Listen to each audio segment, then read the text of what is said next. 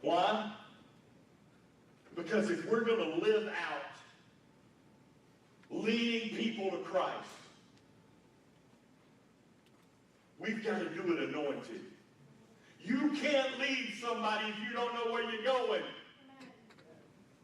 And you can't know where you're going unless you can listen to the directions.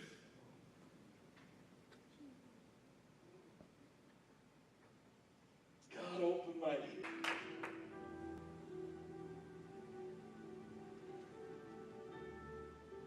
Is everything you hear secondhand? You only hearing the voice of my voice or the voice of whoever you listen to on TV or online or on the radio? Maybe you need a direct connection. You need to hear the voice of God. Or maybe the voices you're hearing is judgmental. Doesn't line up with what we believe. I remember a time in my life where I knew more of what I believed against than what I believed in. All of a sudden, everything we do is we're judging.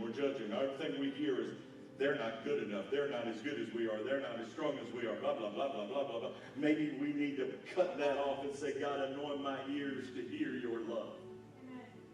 Anoint my ears to hear your direction. You've heard me say it before.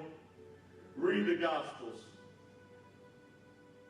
Jesus loved on the world and yelled at the church. We love on the church and yell at the world.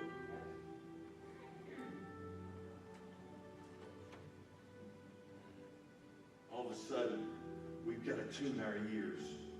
We've got to say, God, anoint my ears to hear you. Above all the fray, above all the noise, above all the sound.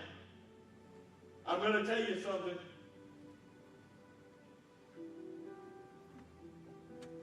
You can be in a crowded room. My wife can say something, and I'm going to bed. Now, we can be in a room. Somebody else answered her phone, and I'll say, who's this?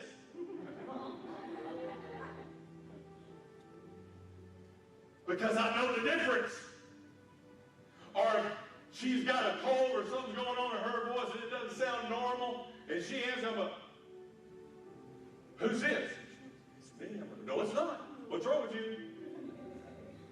Because I know. God, anoint my ears so that I know your voice. I don't want to follow the direction of the world. I don't want to follow the direction of the pastor. I don't want to follow the direction of the church. But God, I want to follow your voice. Come on. We have a call. And that call is to share our faith. But to do that, we've got to hear God's call. We've got to hear God's direction. I would love to be able to say that when I got on that plane last Saturday, that I heard God say, sit right there. But it was just the seat closest to me. But can I tell you, I guarantee He called you.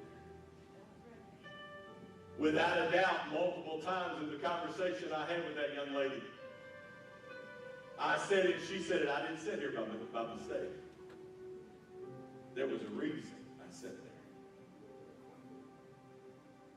All of a sudden, somewhere, whether I realized I heard it or not, there was a voice that directed me where to go.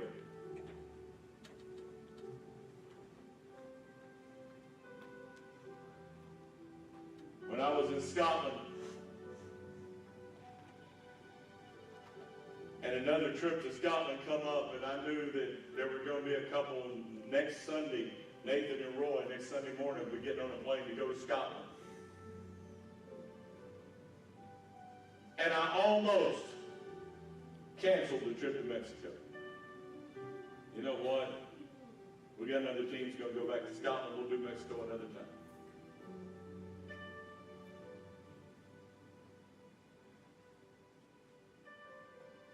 The voices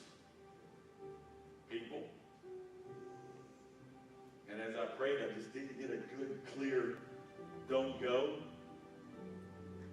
That's okay. We're going to go. They want us to hang drywall. And not just hang drywall, they wanted us to hang drywall on the ceiling.